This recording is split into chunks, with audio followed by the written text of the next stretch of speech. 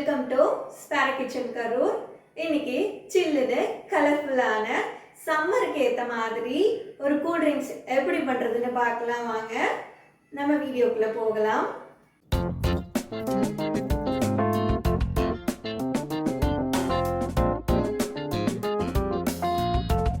நம்ம channel ஸ்பாரா kitchen கரூரை subscribe பண்ணாதவங்க subscribe பண்ணிடுங்க.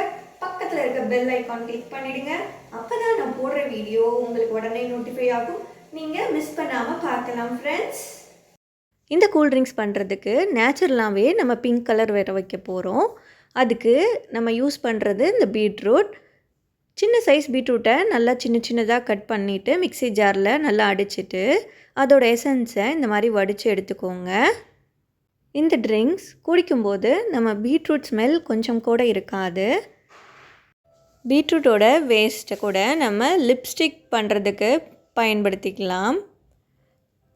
நல்லா திக்கான நம்மளுக்கு பீட்ரூட் எக்ஸ்ட்ராக்ட் கிடச்சிருச்சு.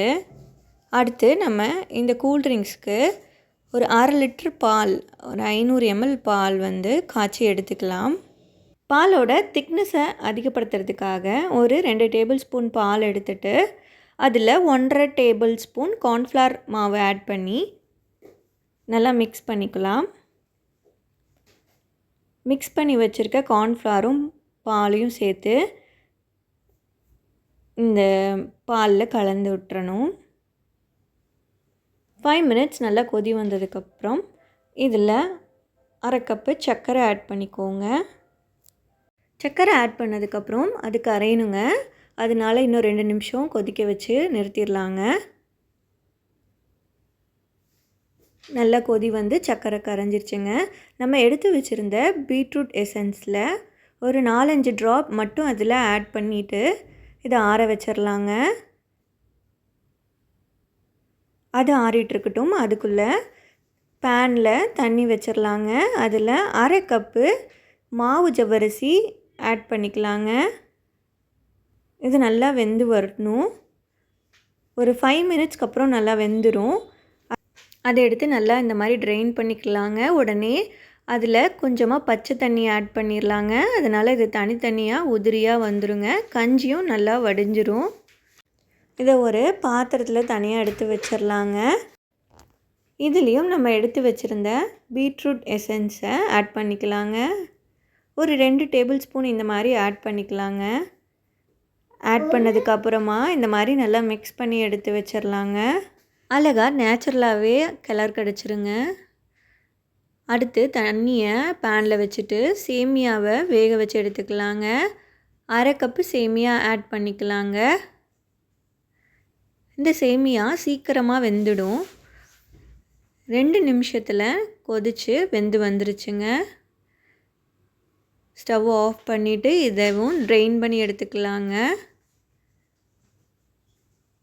இதுக்கு மேலேயும் நம்ம பச்சை தண்ணி ஆட் பண்ணி ட்ரெயின் பண்ணி எடுத்துக்கலாங்க. நல்லா இதுவும் தனித்தனியாக வந்துடுங்க. சேமியாவும் நம்ம கலந்து வச்சுருந்த ஜவ்வரிசியோடையே ஆட் பண்ணி வச்சிடலாங்க. இதை ஆட் பண்ணதுக்கப்புறம் 2 டேபிள் ஸ்பூன் பீட்ரூட் எசன்ஸையும் இதில் ஆட் பண்ணி நல்லா கலக்கி வச்சிடலாங்க. இந்த மாதிரி எல்லா இடத்துலையும் படுற மாதிரி நல்லா மிக்ஸ் பண்ணி எடுத்து வச்சிடலாங்க.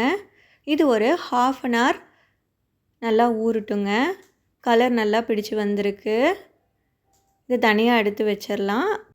பாலை நம்ம காய்ச்சி வச்சுருந்ததையும் 1 மணி நேரம் ஃப்ரிட்ஜில் வச்சுட்டேங்க. அதுக்கப்புறம் இந்த ஜவ்வரிசியும் சேமியாவையும் 1/2 மணி நேரம் கழித்து தண்ணி ஆட் பண்ணி இந்த மாதிரி வாஷ் பண்ணி ஃபில்ட்ரு பண்ணி எடுத்துக்கலாம். பீட்ரூட் ஸ்மெல் சுத்தமாக வராது. பால் நம்ம அதுக்குள்ளே 1 மணி நேரம் கழித்து சில்லுன்னு வெளியில் எடுத்தாச்சுங்க ஃப்ரிட்ஜில் இருந்து. இந்த மாதிரி பவுலுக்கு ட்ரான்ஸ்ஃபர் பண்ணிவிட்டு நம்ம ட்ரெயின் பண்ணி வச்சுருந்த ஜவ்வரிசியும் சேமியாவையும் அந்த பால்லையே ஆட் பண்ணிடலாங்க.